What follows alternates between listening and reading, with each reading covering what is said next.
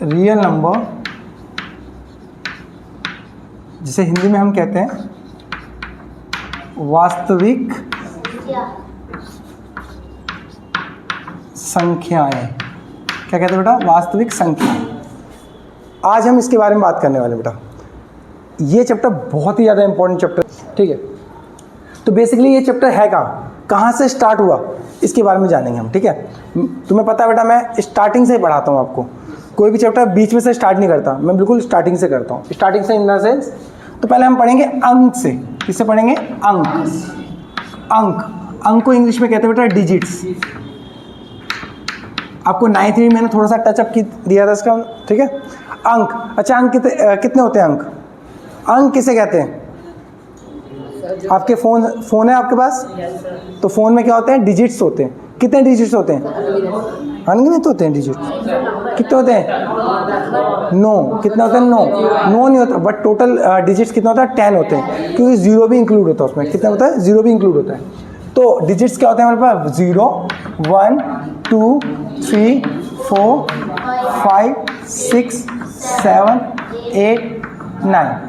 तो ये टोटल कितने डिजिट्स हो गए? 10। कितने हो गए? 10, ठीक है।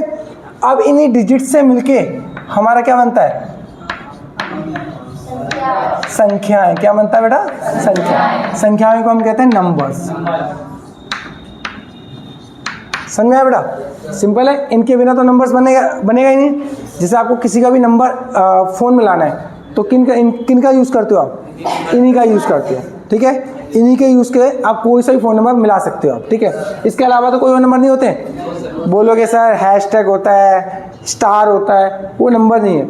It's called as symbol. वो क्या? हमारे सिंबल्स हैं। नंबर्स हमारे ये होते हैं, ठीक है। अब आते हैं मेन मुद्दे पे, वास्तविक संख्याएं। क्या होते हैं? वास्तविक संख्या। पहले मैं बता दूं आपको, नंबर्स 2 तरीके के होते हैं बेटा। एक तो होता है बेटा हमारा रियल, जिसे हम वास्तविक बोलते हैं बेटा, है वास्तविक बोलते हैं। और एक होता है इमेजिनरी, जिसे हम कहते हैं इमेजिनरी, जिसे हम कहते हैं काल्पनिक या अवास्तविक बोल सकते हैं, ठीक बेटा। ये चीज़ हमें नहीं पढ़ना, क्यों नहीं पढ़ना? क्योंकि ये हमारे सिलेबस में नहीं है। ये कब है हमारे सिलेबस में? ये हमें पढ़ना है 11th क्लास में। कब पढ़ना है? 11th क्लास में। जब जैसे हम 11th क्लास में जाएंगे, जिस बच्चों को मैथ्स पसंद होगा तो वो हमारा इमेजिनरी नंबर पढ़ेगा। जो काल्पनिक नंबर होते हैं उनके बारे में पढ़ेंगे, ठीक है। अभी हमें क्या पढ़ना है? रियल, वास्तविक। और वास्तविक संख्या बेटा 2 प्रकार की होती है बेटा, ध्यान रखना बेटा, ध्यान से समझना बेटा। ऐसा कहीं भी नहीं दिया हुआ है। आप सोचोगे बुक में से पढ़ लेंगे, बुक में से समझ में तो आएगा, पढ़ लोगे आप, बट जो ऐसा चीज़ों में बना रहा हूँ, आपको समझा रहा हूँ, ऐसा आपके माइंड में फिट हो जाएगा। और जब माइंड में फिट हो जाता है फिर आप कभी भी नहीं भूलते। मैं बताया ना, जैसे साइकिल का एग्जांपल दिया था। आपने साइकिल चलाना क्या करा था? सीखा था। तो अभी तक आप भूले नहीं हैं, तो आपको सीखना है चीज़ों को, ठीक है। तो हम इसको सीखेंगे। वास्तविक 2 तरीके के होते हैं। कौन कौन से? एक होता है बेटा रैशनल, और एक होता है इरेशनल बेटा, ठीक है। रैशनल को हम कहते हैं परिमेय संख्या, जो कि आपके चैप्टर में है बेटा, है ना, परिमेय। और एक क्वेश्चन 101% आपके एग्जाम में आता है। एक क्वेश्चन जो मैं कराऊंगा आज, अगर आज की क्लास कोई बच्चा पूरी देख लेगा तो उसके 3 से 4 नंबर पक्के हो जाएंगे। एक तो उसका ये कंसेप्ट क्लियर हो जाएगा, जो बार बार कंफ्यूज आते हैं, परिमेय या परिमेय क्या होता है, ठीक है। ये वास्तविक संख्या किसे कहते हैं, अंक क्या होता है, सब क्लियर हो जाएगा आपका। और एक होता है इरेशनल, इरेशनल को कहते हैं अपरिमेय,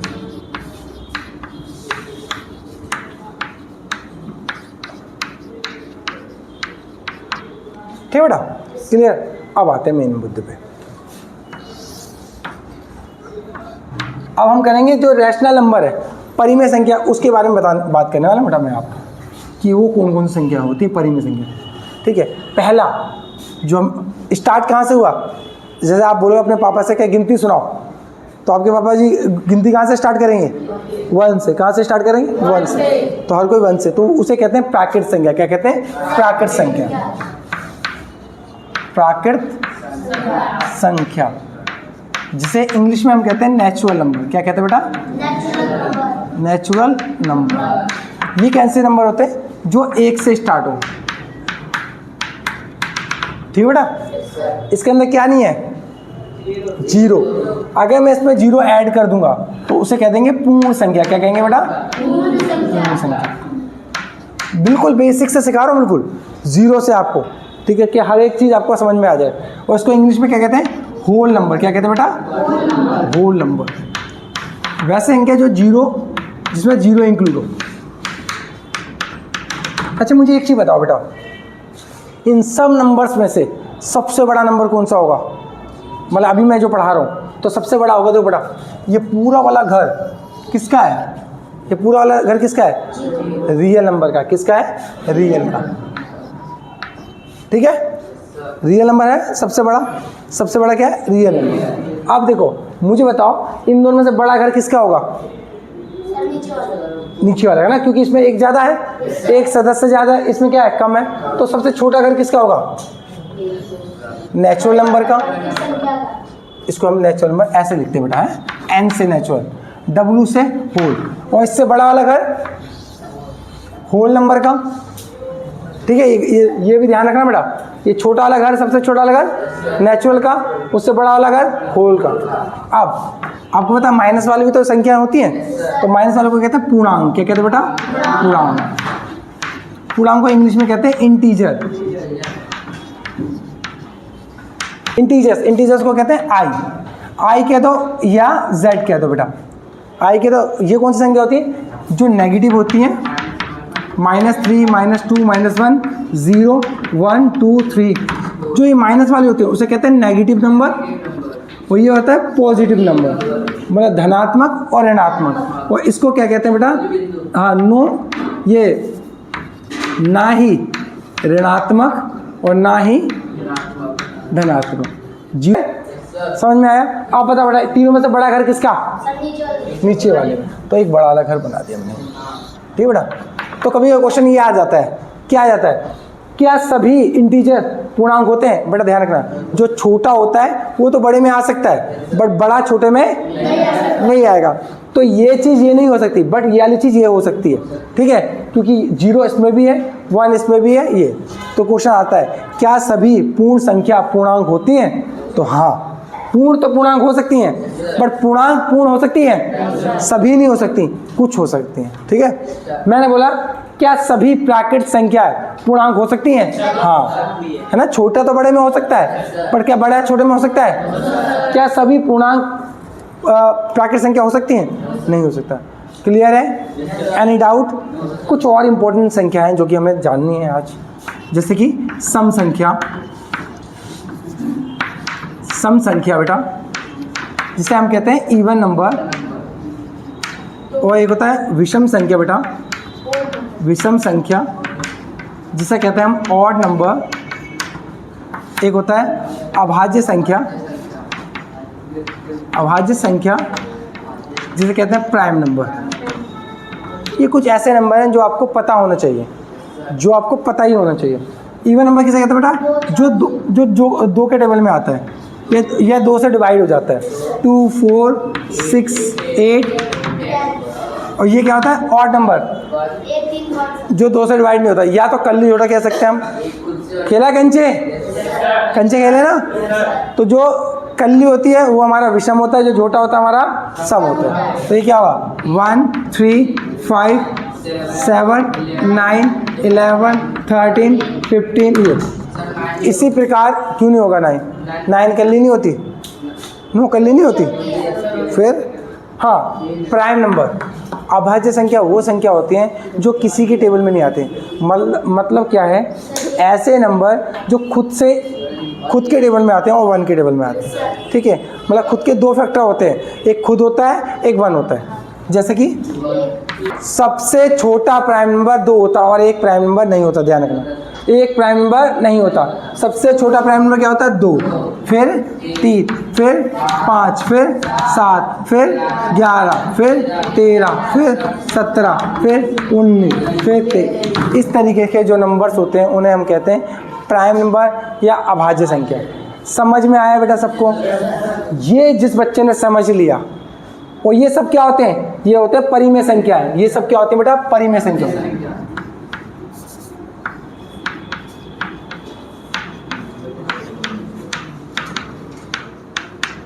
मतलब क्या होता है? Rational number. ध्यान रखना बेटा, ये सब कौन से नंबर होते हैं? रैशनल नंबर होते हैं। कौन से नंबर होते हैं? रैशनल नंबर होते हैं। क्योंकि अभी रैशनल नंबर आपको मैं पढ़ाने वाला हूँ। अभी इसके बाद मैं आपको रैशनल नंबर और इरैशनल नंबर दोनों नंबर मैं पढ़ाने वाला हूँ आपको। अभी मैं आपको बेसिक सिखाया है मैंने कि नंबर्स किसे कहते हैं, अंक किसे कहते हैं, संख्याएं किसे कहते हैं, संख्याएं कितने प्रकार की होती हैं, रियल नंबर में कौन कौन सी संख्याएं होती हैं, और परिमेय संख्या कौन कौन सी होती हैं। इतनी बात समझ में आए बेटा? 1.1 करेंगे हम, ठीक है? एक्सरसाइज 1.1, ठीक है? तो एक्सरसाइज 1.1 करने वाले हम। तो इसमें क्या है? हमें अभाज्य गुणनखंड निकालने। क्या निकालें? अभाज्य गुणनखंड। अच्छा, कई बच्चों को गुणनखंड नहीं पता क्या होता है। ईमानदारी से बताओ, किस किस को नहीं पता गुणनखंड? आज सीख जाओगे बेटा। अच्छा, गुण देखो, गुणन में गुणा छुपा है ना, और खंड का मतलब क्या आता है? तोड़ना सिंपल है। तो गुणा में तोड़ना गुणनखंड कहलाता है। जैसे कि मान लो 6 का गुणनखंड क्या होगा? तो 2 गुणा 3, बस हो गया। क्या मुश्किल वाली बात है? तो गुणा में तोड़ना। तो इसमें क्या अभाज्य गुणनखंड मतलब अभाज्य संख्याओं में तोड़ना, अभाज्य संख्याओं में तोड़ना। जैसे क्वेश्चन ले लेता हूँ, जैसे लिखा है फर्स्ट 140, क्या लिखा है? 140। सेकंड क्या है? 156। थर्ड का क्या है? 3825। फोर्थ में क्या है बेटा? 5005। और एक क्वेश्चन और है जो कि यहाँ जगह नहीं है, इसलिए बाद में करेंगे। अच्छा, ये देखो बेटा, क्या करेंगे? इसको सिंपल एलसीएम निकालेंगे। आपके बच्चों तो एलसीएम ही नहीं आता निकालना, तो क्या करेंगे? पहले हमेशा 2 से चेक करा करो। 2 से चेक करने का रूल क्या है? हाँ, लास्ट में इकाई का अंक या तो 0 हो या 2 का टेबल में आता हो तो 2 से जाता है। तो 2 से काटने का मतलब होता है आधा कर दो। तो 140 का आधा 70 का आधा, क्या आप 2 से जाएगा? क्या जाएगा? आप 3 से चेक करेंगे। 3 से जाएगा, 4 से जाएगा, 5 से। 4 से तो चेक ही नहीं करना, क्योंकि हमें प्राइम नंबर लेने हैं अभाज्य संख्या। तो अब इसको तोड़ देंगे। तो लिखेंगे 140 is equal to 2 multiply 5 multiply 7। 2 कितने बार आया? 5। बस ये आपका आंसर है। कुछ दिक्कत परेशानी? सेम चीज़ के साथ करेंगे। 156 का एलसीएम 2 से 7 8 2 3 9 3 1 3 3। चारों ही हमारे क्या है? प्राइम नंबर है। तो 156 is equal to 2 into 2 into 3 into 13, that is 2 के ऊपर स्क्वायर 3 इंटू 13। Any doubt? इस पे आ जाते हैं बेटा। 3825। पहले हमें 2 से चेक करना है। 2 से जाएगा? नहीं। 3 से चेक करना। 3 से चेक करने का एक रूल है, सबको ऐड कर दो। 3 और 8 कितना होता है? 11। 11 और 2 13 और 5 18। 18 3 के बारे में आता है, तो ये 3 से जाएगा। कैसे जाएगा? 3 एकम 3, 3 दूनी 6, 3 सत्ते 21, 3 पंजे 15। अब दोबारा चेक करो, जोड़ो, देखो कितना? 1 और 2 3 और 7 10, 10 और 5 15। 15 3 के बारे में आता है, फिर 3 से जाएगा। 3 चौक 12, 3 दूनी 6, 3 पंजे 15। फिर चेक करो से 6 और 5 11 तो नहीं जाता, तो 5 से करेंगे इसे। 5 8 40 और 5 25। फिर 5 से जाएगा 5 एकम 5, 5 सत्ते 35। अब इसका क्या आएगा आंसर? है लिखवा दूँ? 3 कितने बार है? 2 बार। 5 कितने बार है? 2 बार। और 17 का 17। ठीक है बेटा, समझ में आया? सेम चीज़ 5005। ये कौन सा क्वेश्चन है?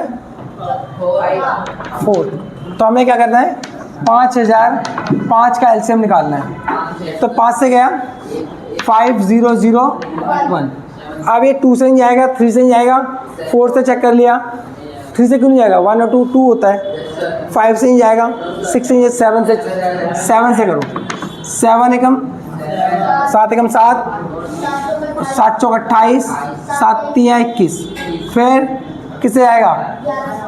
7 से नहीं जाएगा, 8 से नहीं जाएगा, 9 से नहीं जाएगा, 10, 11 से। 11 एकम 11, 11 तिया 33। और ये 13 से जाएगा। तो हम लिखेंगे 5005 इज इक्वल टू 5, 7, 11, 13। ये हमारा आंसर है, ये हमारा आंसर। नेक्स्ट क्वेश्चन करते हैं हम। नेक्स्ट क्वेश्चन है इसका, मिटा दूँ? तो थोड़ा सा क्या करेंगे बेटा, द्वार से लिखेंगे। आपको पहले ये चेक करना है, छोटी संख्याओं से चेक करना है आपको, छोटी संख्याओं से। 2 से, 3 से, 5 से, जितनी अभाज्य संख्या उनसे ट्राई करना है। तो मुझे पता है क्लियरली 2 से नहीं जा रहा, 3 से नहीं जा रहा, तो 9 से नहीं जाएगा। 4 से नहीं गया क्योंकि 2 से नहीं गया। ठीक है, क्लियर? तो ये किससे आया? सीधा 17 से जाएगा। 17 चौक 68, कितना बचेगा? 6 बचेगा। 62 हुआ ये, तो कितना है? 17 3 51, ठीक है। 11 आया तो कितना हुआ? 119। तो 17, हाँ 7। अब ये किससे जाएगा? 19 से जाएगा। 19 दूनी 38 और ठीक है, फिर 23 से जाएगा। तो ये कितना है हमारा? 17, 19, 23। तो ये हमारा आंसर ठीक होता है बेटा, एलसीएम। और एक होता है एचसीएम। एलसीएम का मतलब क्या होता है? Lowest common multiple. एचसीएम क्या होता है? Highest common factor. ठीक है, देखो सिंपल है, सिंपल तरीके से बताने वाला एक क्वेश्चन लेते हैं। 26 और 51, 26 और 51 का मुझे एलसीएम और एचसीएम निकालना है। पहला काम, इनके फैक्टर निकालो। मुझे पता है 13 दूनी 26 होता है और 13 सत्ते 91 होता है ना? 13 सत्ते 91 होते हैं। अब मैं पहला काम आप एचसीएफ निकाले करो बेटा। एचसीएफ होता है जो दोनों में होता है। तो देखो दोनों में क्या है? और एलसीएम, एलसीएम क्या होता है? सुनो, सबको लेना है और ज़्यादा वाले को लेना है। सबको लेना और ज़्यादा वाले को। तो यहाँ 2 है, 2 ले लिया। 7 है, 7 ले। 13 2 बार है, 1 बार लेना है।